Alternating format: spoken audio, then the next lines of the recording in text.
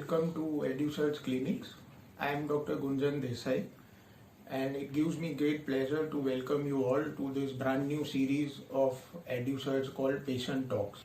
It gives us great pleasure to launch this series on the World Cancer Day, which is an attempt of the Union for International Cancer Control or UICC to spread awareness on cancer and to create action at different levels to educate the masses regarding what is cancer, how it can be treated, why it happens, what are the symptoms when you should meet your doctor, and these all actions in turn will lead to reduction in the number of advanced cancer cases that we see in our country today.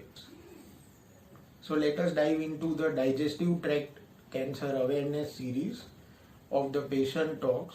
So the digestive tract cancer awareness series will deal with the cancers that happen in the digestive tract. The digestive system is a big system, and hence we have divided the system into 5 parts so that each part can be covered in detail. Each organ we will discuss with you its location in the body, what it does in the digestive system and how it helps the body, followed by the risk factors and causes of cancer of that organ, symptoms as we discussed in the general video.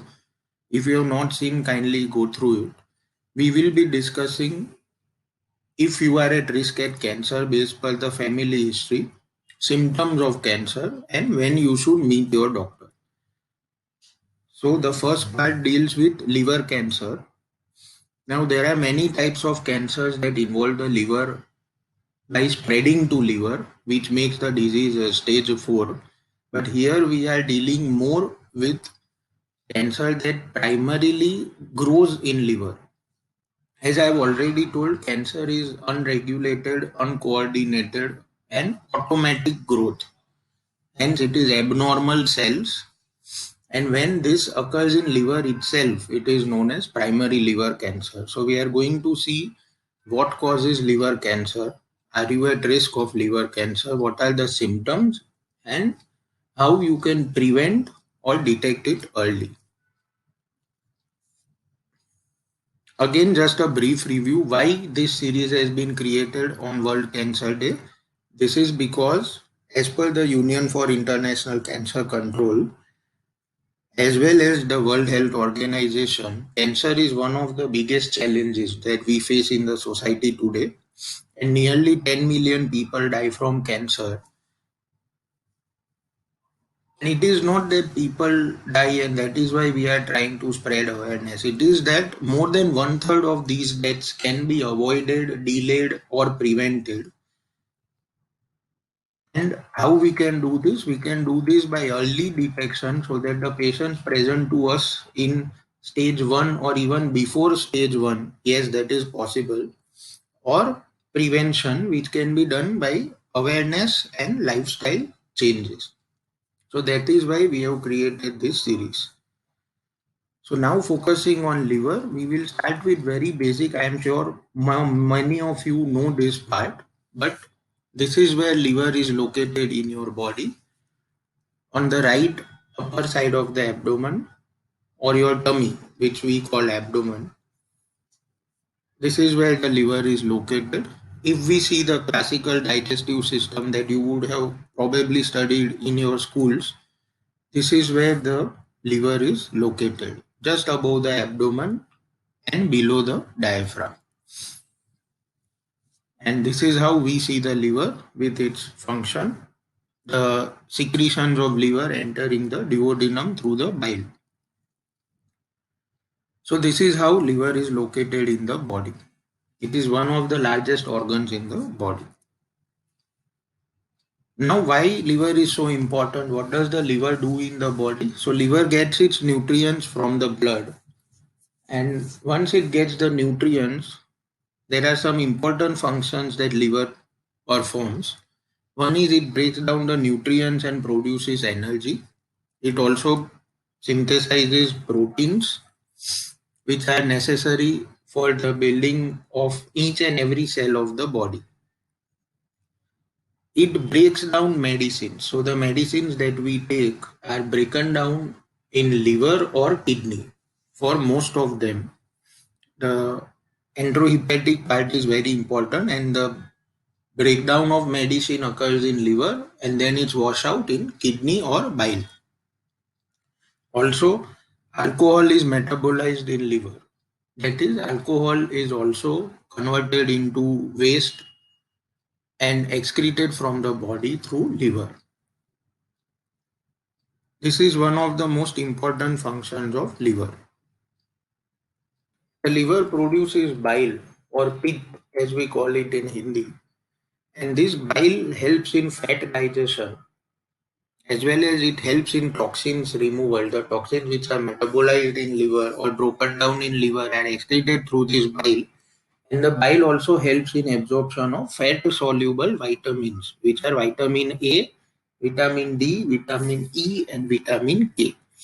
So production of bile and excretion of lot of waste products as well as fat digestion is one of the very important functions of liver. Liver also produces factors of immunity and helps to fight infection in the body. And liver also produces factors that help the blood to clot as well as to lyse the clot. So these are some of the functions of liver, and that is why liver is very important as its role in body is multifactorial. So now let us see what causes liver cancer. So the risk factors for liver cancer, if there is one word that you can take home from this, it is hepatitis or swelling of liver, infection and inflammation of liver. That is hepatitis. And how you can identify hepatitis is if you have these common symptoms, which are fever, right upper abdominal pain, because liver is located in the right upper abdomen. So if you have right upper abdominal pain, whether in front or back,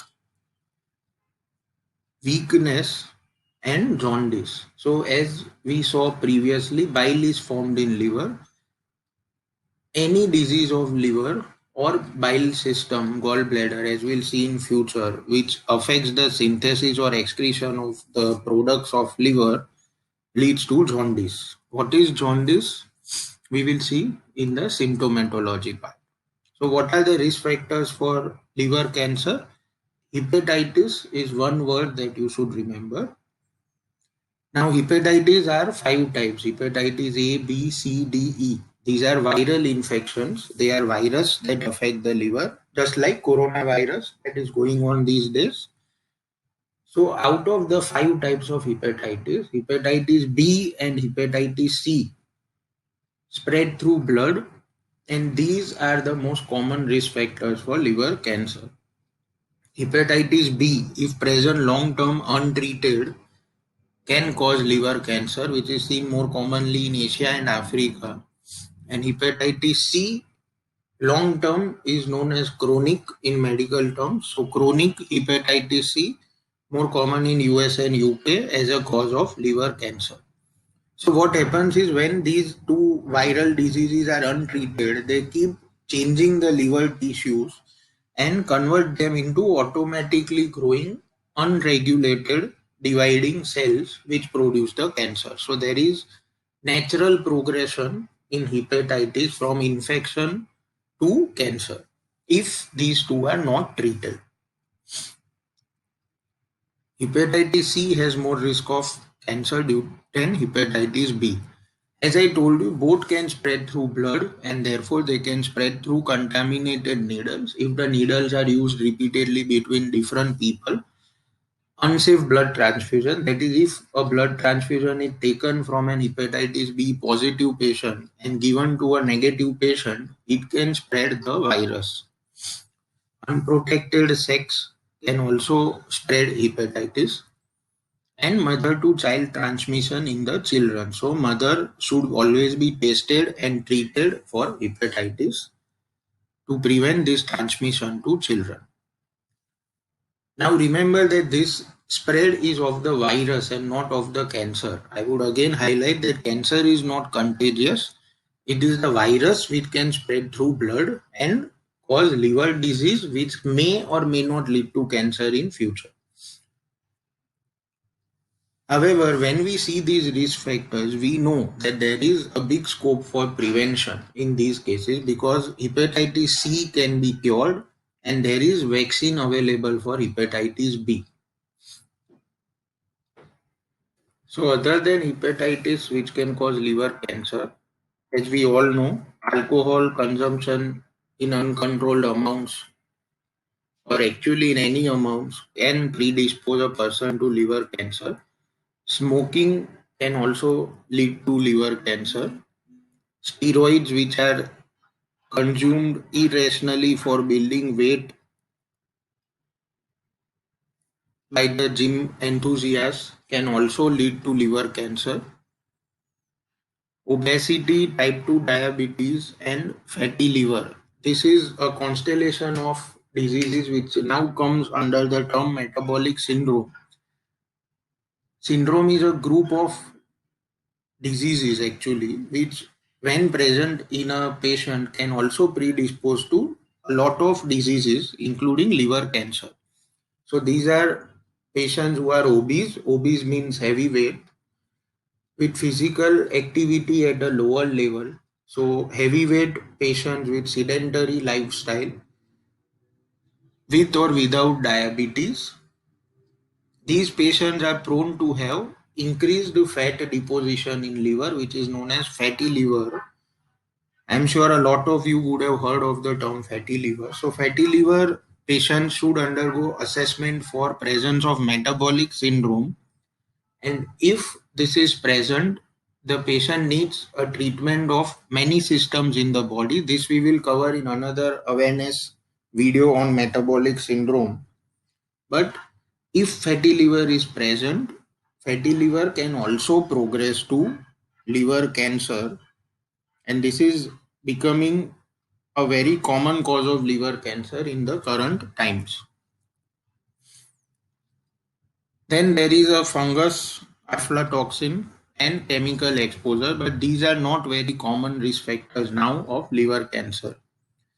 Again, whenever we call something as a risk factor, it is not that all the patients or all the people who have them will have cancer. It is that a percentage of them may have cancer. But if we identify at least these people, there is scope for prevention or early detection. So risk factors can be modifiable, that is, you can do something to reduce the risk, and they are non-modifiable, such as hereditary factors or metabolic disorders such as alpha-1 antitrypsin deficiency. These are genetic disorders for which you can't do much. All you can do is be under surveillance so that the cancer can be detected early. And males are more commonly affected than females. So again, if you see the risk factor other than the genetic factors and the gender, there is scope for prevention of liver cancer.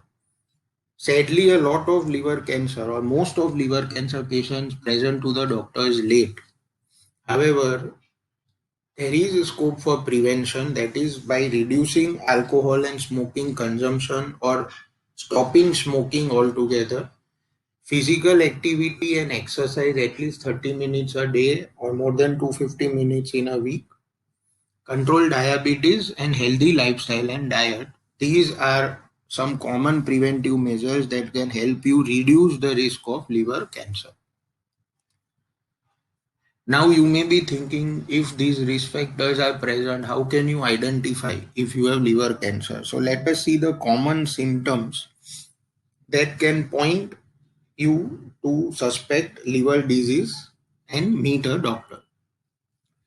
As I already said, the most common symptom is jaundice. What is jaundice? Jaundice is yellowish color of eyes, dark yellow urine or the urine of very bright color, yellow skin, the stools become white or black, and you will have itching on your body. So if you have any of these features, there is a chance that you may have jaundice.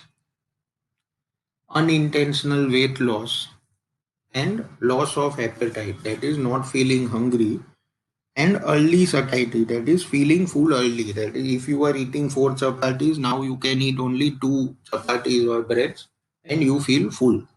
That is early satiety. Easy fatigue, tiredness, and weakness. And bloated tummy or feeling of a lump in the abdomen. This is most probably in the right upper or the left upper abdomen.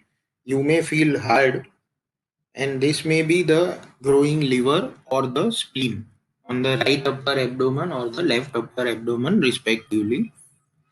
Presence of nausea and or vomiting which may contain blood. Fever and pain in abdomen, as I said, is also a symptom of hepatitis. So these are all features of liver disease and not always liver cancer. And if the person has a pre-existing liver disease such as fatty liver or liver cirrhosis due to any cause, liver cirrhosis or which is now known as chronic liver disease, these patients are usually in consult with a doctor.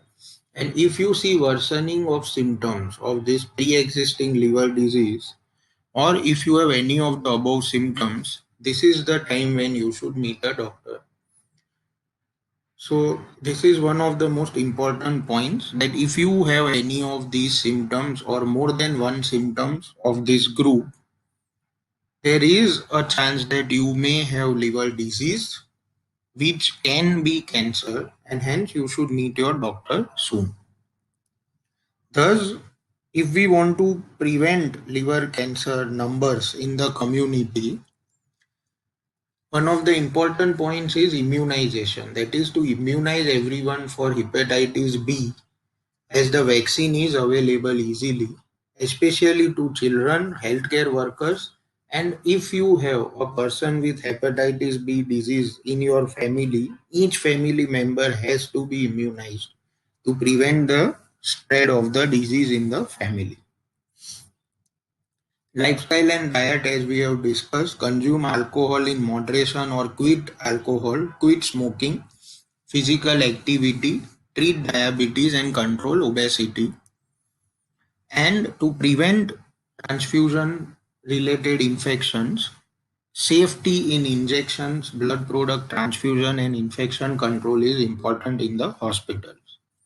So this is some of the important information through which you can prevent or at least reduce the numbers of liver cancer in the society.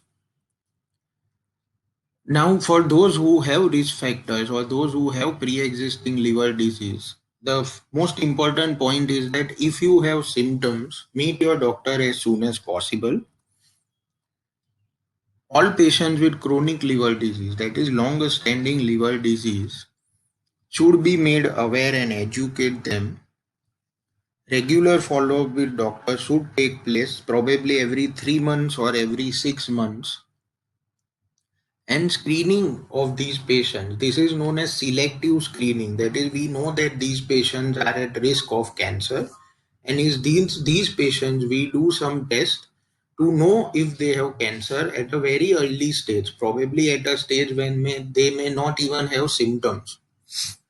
How we can screen liver cancer? We can do ultrasound or a SCAT or a CT scan or an MRI of the abdomen. There is a blood test called alpha fetoprotein or AFP which can be done. And there is scoring system which is again blood test and symptom based, which can easily be done in the patients with chronic liver disease. So that these patients can be identified early, followed up early, and given treatment at a very early stage of cancer if it happens in them. Again, I would like to stress that not all the patients with risk factors will have cancer, not all the patients with chronic liver disease will have cancer, and not all the patients with these symptoms will always have cancer, because liver has more than 100 diseases and most of them present with these symptoms. It is for you to be aware that if you have these symptoms, meet your doctor soon. So spread this knowledge to everyone. Share these videos, it is free, and stay tuned for the other videos in this cancer awareness series. Thank you.